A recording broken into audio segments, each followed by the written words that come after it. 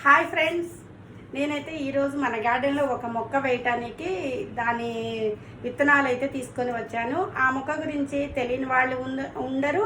దాని బెనిఫిట్స్ ఏంటో ప్రతి ఒక్కరికి తెలుసు అనమాట. ఏ జబ్బునైనా కానీ మనకి తగ్గిస్తూ వస్తుందన్నమాట ఆ చెట్టు. మన క్యాన్సర్ పేషెంట్స్ కానీ, షుగర్ పేషెంట్స్ కానీ, అసలు ఏది ఉన్నా కానీ, ఒంట్లో ఏ జబ్బు ఉన్నా కానీ ఈ ఒక్క కూర మాత్రం కొంచెం మనం చేసే రెసిపీస్లో ప్రతి రెసిపీలో కూడా ఒక్కొక్క ఆకు, ఒక 2 ఆకులు 3 ఆకులు అలా వేసుకుంటూ దాని క్వాంటిటీని అనేది మనం పెంచుకుంటూ రావాలన్నమాట. అంటే మనం తినే పదార్థాలు ఎలా ఇష్టంగా తింటామో అలా అనమాట. తినని పదార్థాన్ని అంత ఇష్టంగా ఫస్ట్ తినలేము కాబట్టి దాన్ని జస్ట్ మనం ఇలా పెంచుకుంటూ ప్రతి కూరలో కూడా యూజ్ చేస్తూ ఉండాలి.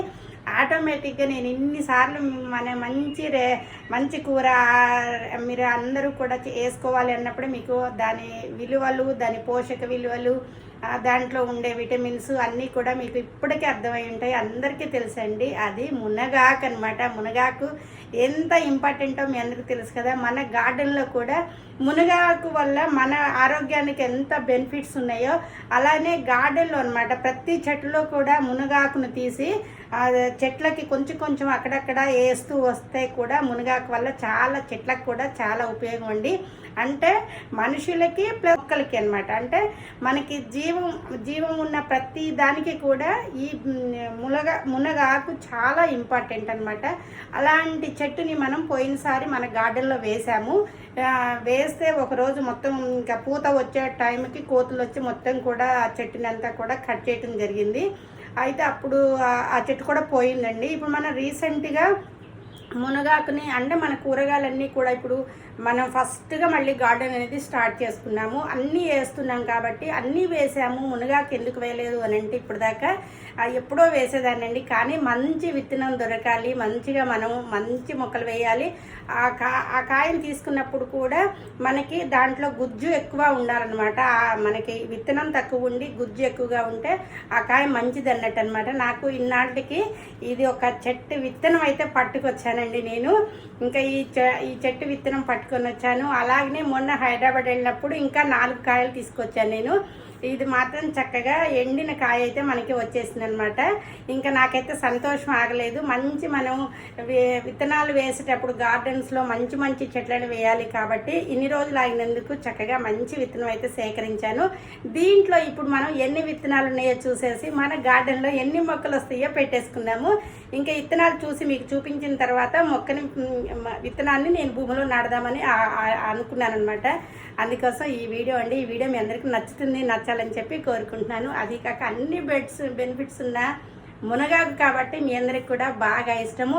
నేను కూడా మునగాకు మన ఇంట్లో వచ్చిన తర్వాత ప్రతి రెసిపీలో కూడా మునగాకు వేసుకోవాలి. అలాగే మునగాకు కారపొడి చాలా బాగుంటుందండి. అందరూ కూడా వేసేసుకోండి. ఇప్పుడు మనం ఎన్ని ఉన్నాయో చూద్దాం ఇందులో విత్తనాలు. ఒక్కొక్క కాయలో మనకి మునగాకు విత్తనాలు ఎన్ని వస్తాయి అనేది లైవ్లో మీకు చూపించాలి అని చెప్పి నేనైతే మునగకాయనైతే తీసుకొచ్చి భద్రంగా దాచుకున్నా అండి. ఆహా, చూసారు కదా. ఇదొకటి ఫస్ట్ ఇది మనం అడ్డం తీసి చూద్దాం. అంటే ఇదొకటి ఇచ్చేసి చూసారు కదండి. మునగాకు ఒక కాయ నుంచి ఎన్ని విత్తనాలు మనం సేకరించవచ్చో చూడండి. ఇంకా ఇక్కడ కూడా ఎడ్జికి కూడా ఉంటుంది. ఆహా, చూసారు కదా. మునగాకు విత్తనాలు ఒకటి కింద పడిపోయింది. 1 2 3 4 5 6 7 8 9 10 11 12 ఇది ఒకటి చిన్నదండి. ఇదైతే వస్తుందో రాదో తెలియదు కానీ 13 విత్తనాలు. 13 అంటే కింద ఒకటి పడ్డది కాబట్టి 13 విత్తనాలు. 13 విత్తనాలలో 13 విత్తనాలు మనమైతే గార్డెన్లో వేద్దాము. ఎన్ని చెట్లు మనకి బలంగా వస్తాయి, ఎంత కాత వస్తుంది అనేది మళ్ళీ మనం చక్కగా చూసుకోవచ్చు. చూసారు కదండి. అదనమాట మనకి ఒక కాయ నుంచి ఎన్ని విత్తనాలు, ఆ విత్తనాల నుంచి మళ్ళీ ఎన్ని చెట్లు పెంచవచ్చు అండి. అది ప్రకృతితోటి మనము ఉంటే మనకి ప్రతిదీ కూడా ఒక కొత్త రకాన్ని పరిచయం చేస్తూ ఉంటుంది. ఎన్నో అనుభవాలను అనమాట. ఇప్పుడు మన గార్డెన్లో ఒక్కొక్క విత్తనం చూసుకున్నా, ఒక్కొక్క చెట్టును చూసుకున్నా, మన చెట్ల నుంచి వచ్చే విత్తనాలను చూస్తే ఇంకా ఆనందం అయితే మామూలుగా ఉండదండి. ఇదనమాట. మళ్ళీ ఇదంతా కూడా మనకి కంపోస్ట్కి ఉపయోగించుకోవచ్చు. ఇది విషయం అండి. నాకు మునగాకు మన గార్డెన్లో. ఇప్పుడు నేను ఈ విత్తనాలన్నీ తీసుకున్నా కదండి, నేను ఈవినింగ్కి మునగ విత్తనాలను అయితే మన గార్డెన్లో వేయబోతున్నాను. వేసిన తర్వాత చెట్లు అనేది కూడా ఎంత హెల్దీగా వచ్చినాయో మళ్ళీ మరొక వీడియోతో మీ ముందుంటాను. ఇదండి, మునగాకు వేయాలన్న ఒక తాపత్రయంలో మంచి విత్తనం కోసం ఇన్ని రోజులు ఆగి చక్కటి విత్తనాలను అయితే సేకరించాను. ఈ వీడియో మీకు నచ్చాలని చెప్పి మనస్ఫూర్తిగా కోరుకుంటున్నాను. థ్యాంక్ యూ అందరికీ.